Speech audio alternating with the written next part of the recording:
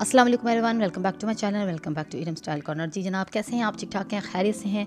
चलते हैं जी वीडियो की जानिब। आज की वीडियो आपने एंड तक देखनी है। शॉर्ट सी वीडियो है लेकिन बहुत इन्फॉर्मेटिव है और बहुत ही ज़रूरी टॉपिक पे मैंने आज ये वीडियो बनाई है, जिसका कि बहुत ज़्यादा सवाल मेरे इनबॉक्स में हमेशा होता था। स्किन को मैं कर रही हूँ जी सबसे पहले प्रेप एंड प्राइम। कुछ भी आपने करना है, स्किन को प्रेप एंड प्राइम कर लेना, ठीक है। सवाल ये था कि हम कैसे अपनी पिगमेंटेशन को, अपनी हाइपर पिगमेंटेशन को मेकअप के साथ हाइड कर सकते हैं, ठीक है।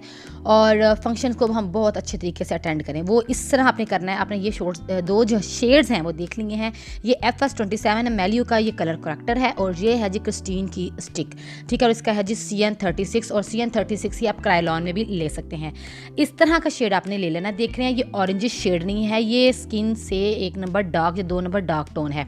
ऑरेंज नहीं है तो 2 नंबर या 1 नंबर डार्क टोन ले लें और उसको क्या करना है, आपने इस तरह फिंगर के साथ अपने छाइयों पे, अपनी पिगमेंटेशन पे आपने लगाना है। आज आपको मैंने बड़े अच्छे तरीके से समझाना है छाइयों को मेकअप से छुपाने का तरीका, क्योंकि एक दो मेरी व्यूअर है, उन्होंने कहा था कि हम ब्राइडल को रेडी करना है, ब्राइडल को हमने तैयार करना है, तो काइंडली जल्दी से इसमें एक वीडियो बना दे कि हम किस तरह उसको जो है हाइड कर लें छाइयों को।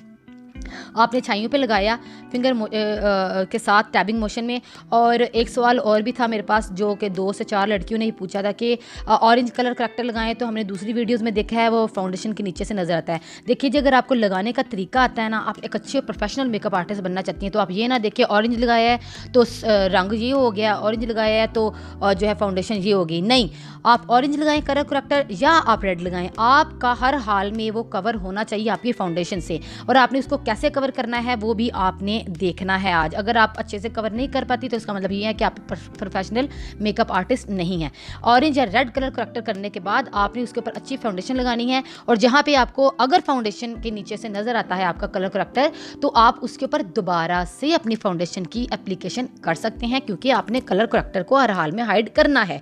यही एक प्रोफेशनल तरीका है आपका कि आप उसको कैसे जो है कवर करती हैं या मैनेज करती हैं। एक तरीका ये है कि जो कलर करेक्टर लगाने के बाद आप उसके ऊपर फिर कंसीलर लगा लें, ठीक है।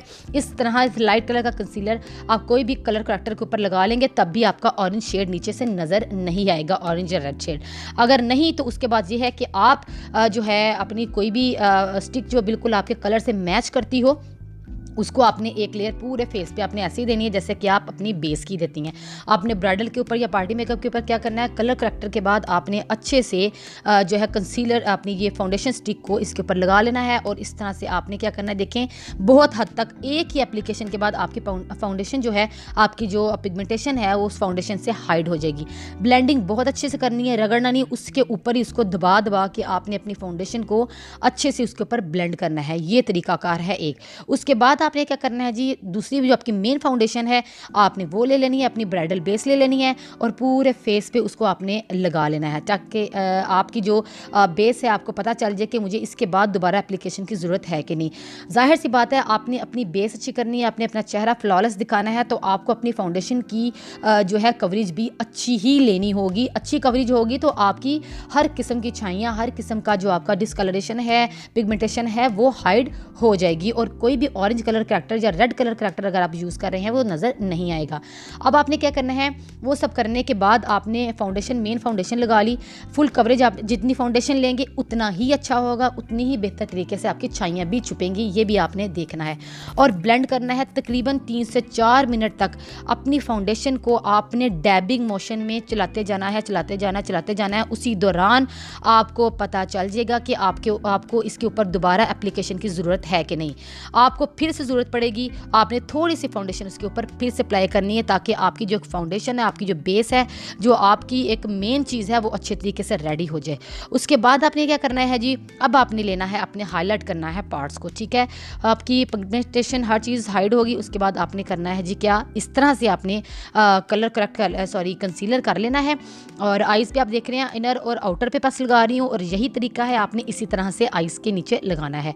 और जो हाईलाइटिंग पार्ट्स हैं उनको आपने इस तरह से इस कॉर्नर से आपने ब्यूटी ब्लेंडर की इससे आपने इसको अच्छे से ब्लेंड आउट कर लेना है। ठीक है, जब आप अच्छे से ब्लेंड आउट करेंगे आप खुद देखते जाएंगे कि आपकी फाउंडेशन कितनी फ्लॉलेस हो गई है, आपकी डिस्कलरेशन कितनी हाइड हो गई है, और कितने हद तक नहीं बल्कि बिल्कुल कम्प्लीटली आपकी जो छाइयाँ हैं वो भी कवर अप हो गई हैं। मेन काम है जी कवर करना, और आपने अच्छे से कवर करना है और पाउडर लगाना है। फिर आपने कैसे, बहुत पाउडर लगाना है।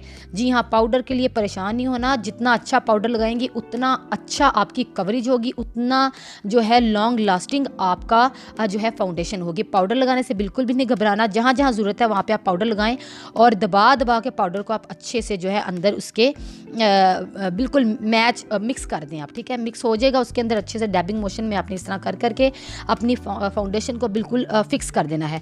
ये था जी फाउंडेशन का सिलसिला। फिर आपने जो जो हिस्सा हाईलाइट करने वाला है आपने उसको हाईलाइट कर लेना है। नेचुरल लुक देने के लिए आपने अगर ब्राइडल को लगाना है तो ज़रा ज़्यादा गोल्डन हाईलाइटर लगा लें, और अगर आप पार्टी के लिए कर रहे हैं तो शैम्पेन में आपका जो हाईलाइटर है दी बेस्ट रहेगा।